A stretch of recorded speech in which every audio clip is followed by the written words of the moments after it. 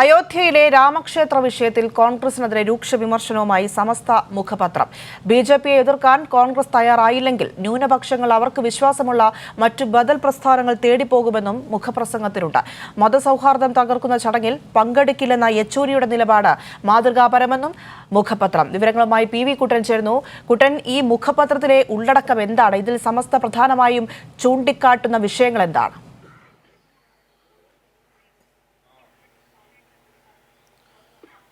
പ്രിയ, കോൺഗ്രസിനെതിരെ രൂക്ഷമായ വിമർശനങ്ങളാണ് സമസ്തയുടെ മുഖപത്രമായ സുപ്രഭാതത്തിന്റെ എഡിറ്റോറിയൽ വന്ന ലേഖനത്തിലുള്ളത്.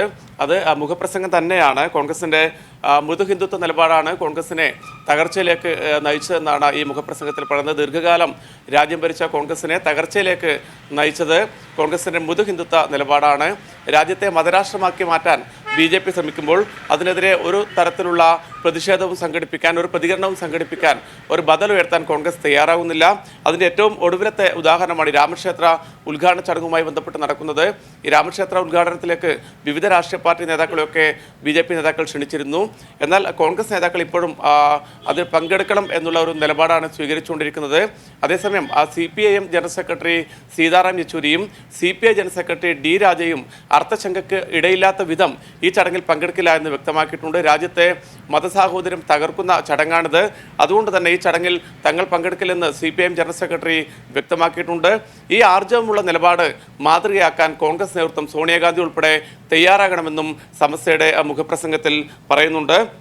അതോടൊപ്പം തന്നെ സമസ്ത പറയുന്ന മറ്റൊരു പ്രധാനപ്പെട്ട കാര്യം, നേരത്തെ സൂചിപ്പിച്ചതുപോലെ തന്നെ രാജ്യത്ത് കഴിഞ്ഞ കുറേ നാളുകളായി കോൺഗ്രസ് മൃദു ഹിന്ദുത്വ നിലപാടാണ് സ്വീകരിക്കുന്നത്. ഉത്തരേന്ത്യൻ സംസ്ഥാനങ്ങളിലെ വോട്ട് ബാങ്ക് ലക്ഷ്യമാക്കിക്കൊണ്ടാണ് കോൺഗ്രസ് ഈ നിലപാട് സ്വീകരിക്കുന്നത്. എന്നാൽ ആ നിലപാടിന് ഓരോ ഘട്ടത്തിലും വലിയ രീതിയിലുള്ള തിരിച്ചടി ഏറ്റുകൊണ്ടിരിക്കുകയാണ്. കഴിഞ്ഞ സംസ്ഥാനങ്ങളിൽ നടന്ന 4 സംസ്ഥാനങ്ങളിൽ നടന്ന തെരഞ്ഞെടുപ്പുകളിൽ ഉൾപ്പെടെ കോൺഗ്രസ് അടിപതറിയത് ഈ മൃദു ഹിന്ദുത്വ നിലപാട് മൂലമാണ്.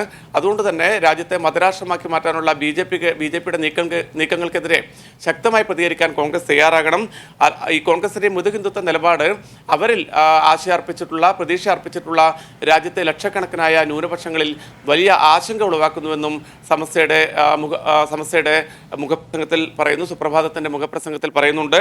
അതോടൊപ്പം തന്നെ ആ ഘട്ടത്തിൽ ബിജെപി എതിർക്കാൻ കോൺഗ്രസ് തയ്യാറാവുന്നില്ലെങ്കിൽ ന്യൂനപക്ഷങ്ങൾ അവർക്ക് വിശ്വാസമുള്ള മറ്റ് ബദൽ പ്രസ്ഥാനങ്ങളിലേക്ക് അഭയം തേടുമെന്ന കൃത്യമായ മുന്നറിയിപ്പ് നൽകിക്കൊണ്ടാണ് ഈ മുഖപ്രസംഗം അവസാനിക്കുന്നത്. കുട്ടൻ, കഴിഞ്ഞ ദിവസം പ്രതിപക്ഷ നേതാവ് VD സതീശനോട് ഇക്കാര്യം മാധ്യമപ്രവർത്തകർ ചോദിച്ചപ്പോൾ അതിൽ തനിക്ക് വ്യക്തതയില്ല, അത് ദേശീയ വിഷയമാണ്, തനിക്ക് അതുമായി ബന്ധപ്പെട്ട് കാര്യങ്ങൾ പറയാനാകില്ല എന്ന് പറഞ്ഞ ഒഴുക്കൻ മറുപടിയാണ് നമ്മൾ കേട്ടത്. സമസ്തയുടെ പ്രതിനിധിയും കഴിഞ്ഞ ദിവസം ഇതേ വിഷയത്തിൽ പ്രതികരിച്ചു. അദ്ദേഹം പറയുന്നത് എന്തായാലും കോൺഗ്രസിന്റെ നിലപാട് അവർ പറയട്ടെ, അതിനുശേഷം ഞങ്ങൾ പ്രതികരിക്കാമെന്നാണ്. പക്ഷേ ഇപ്പോഴും ഈ നിമിഷം വരെയും കോൺഗ്രസ് വ്യക്തമായൊരു മറുപടി നൽകുന്നില്ല. അതിനൊരു ദേശീയ വിഷയമായി കണ്ട് തള്ളിക്കളയാൻ ഇവർക്ക് എങ്ങനെ സാധിക്കുന്നു എന്നുള്ള ചോദ്യമാണ് പ്രധാനമായും വരുന്നത്. ഒരുപക്ഷെ സമസ്തയും ഇത്രത്തോളം വിമർശനം ഇന്ന് ഈ മുഖപ്രസംഗത്തിൽ പറയാനുള്ള കാരണവും അതുതന്നെയായിരിക്കുമല്ലോ.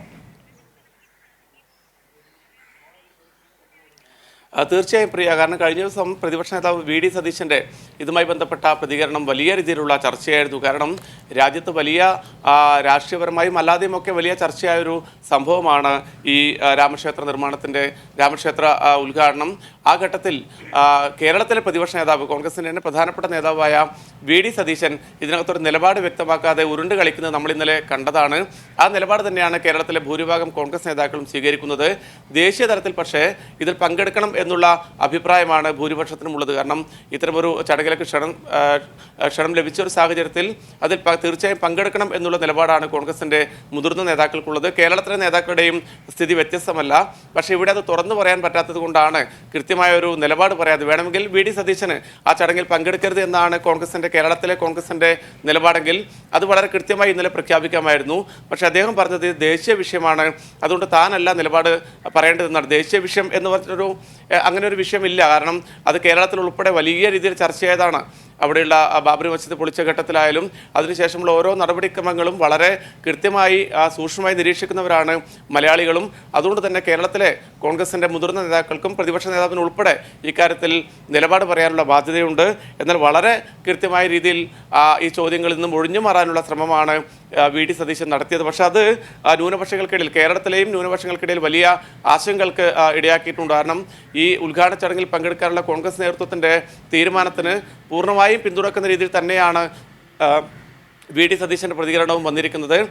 അതുകൊണ്ട് തന്നെ ഇന്ന് വന്ന ഈ മുഖപ്രസംഗം, അതായത് സുപ്രഭാതത്തിൽ വന്ന ഈ മുഖപ്രസംഗത്തെ നമുക്ക് ഇന്നലത്തെ വി.ഡി. സതീശൻ്റെ പ്രതികരണത്തെ കൂടി ചേർത്ത് വായിക്കാവുന്നതാണ്. പ്രിയ, ഈ സമസ്ത പല ഘട്ടങ്ങളിലും അവരുടെ നിലപാട് വ്യക്തമായി അറിയിച്ചുകൊണ്ട് രംഗത്ത് വരുന്ന ഒരു സാഹചര്യമുണ്ട്. ഈ അടുത്ത കാലത്ത് അത് രൂക്ഷമായിട്ട് തന്നെ ഉണ്ട്. നമുക്കറിയാം, പലസ്തീൻ ഇസ്രായേൽ പ്രശ്നത്തിലൊക്കെയും വിഷയങ്ങളിലൊക്കെ ഉയർന്നു വന്നപ്പോൾ സമസ്തയുടെ നിലപാട് നമ്മൾ കണ്ടതാണ്, കേട്ടതാണ്. അത് ലീഗിനെയും കോൺഗ്രസിനെയും വലിയ സമ്മർദ്ദത്തിലേക്ക് നയിക്കുന്ന സാഹചര്യവും ഉണ്ടായിരുന്നു. മുതിർന്ന കോൺഗ്രസ് നേതാക്കൾക്ക് ഇക്കാര്യത്തിൽ പ്രതികരിക്കാൻ സാധിക്കാത്ത ഒരു സ്ഥിതിയും ഉണ്ടായിരുന്നു. ഇപ്പോൾ ഈ അയോധ്യ രാമക്ഷേത്ര വിഷയത്തിൽ ഈ സമസ്ത തങ്ങളുടെ നിലപാട് അറിയിക്കുന്നു, മുഖപ്രസംഗവുമായി രംഗത്ത് വരുന്നു. അത് കൂടുതൽ സമ്മർദ്ദത്തിലേക്ക് കോൺഗ്രസിനെ കൊണ്ടുചെന്നെത്തിക്കുമെന്നതിൽ സംശയമൊന്നുമില്ല. ഇപ്പോഴും പക്ഷേ ഈ മൗനം തുടരുന്ന ഒരു സാഹചര്യം കോൺഗ്രസ് നേതാക്കളുടെ ഭാഗത്തുനിന്നുമുണ്ട്. അത് ദേശീയ വിഷയമായി തള്ളുന്ന ഒരു സാഹചര്യമുണ്ട്. ഇനിയും ഇതിൽ കൂടുതൽ അവർക്ക് മൗനം പാലിക്കാൻ സാധിക്കില്ലല്ലോ.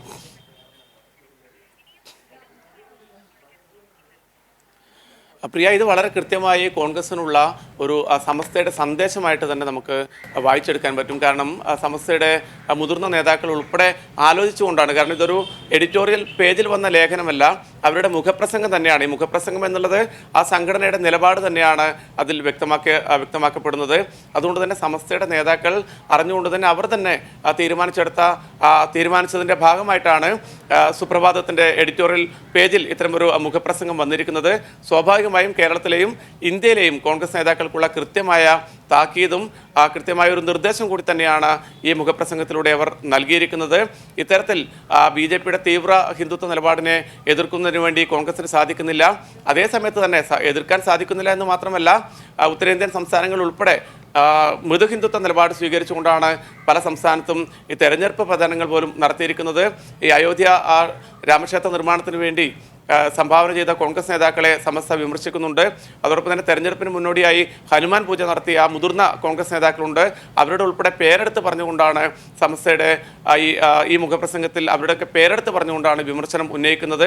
ഏതായാലും കോൺഗ്രസിനുള്ള ശക്തമായ താക്കീത് തന്നെയാണ് സമസ്ത നൽകിയിരിക്കുന്നത്. പ്രത്യേകിച്ച് സമസ്തയുടെ ഈ മുഖപ്രസംഗത്തിൽ പറയുന്ന മറ്റൊരു കാര്യം, അടുത്ത വർഷം നടക്കാനിരിക്കുന്ന 2024 നടക്കാനിരിക്കുന്ന ലോക്സഭാ തെരഞ്ഞെടുപ്പിന് മുന്നോടിയായാണ് കോൺഗ്രസ് ഇത്തരത്തിൽ മൃദു ഹിന്ദുത്വ നിലപാട് സ്വീകരിക്കുന്നതെങ്കിൽ അതിന് കൃത്യമായ തിരിച്ചടി അവർക്കുണ്ടാവും.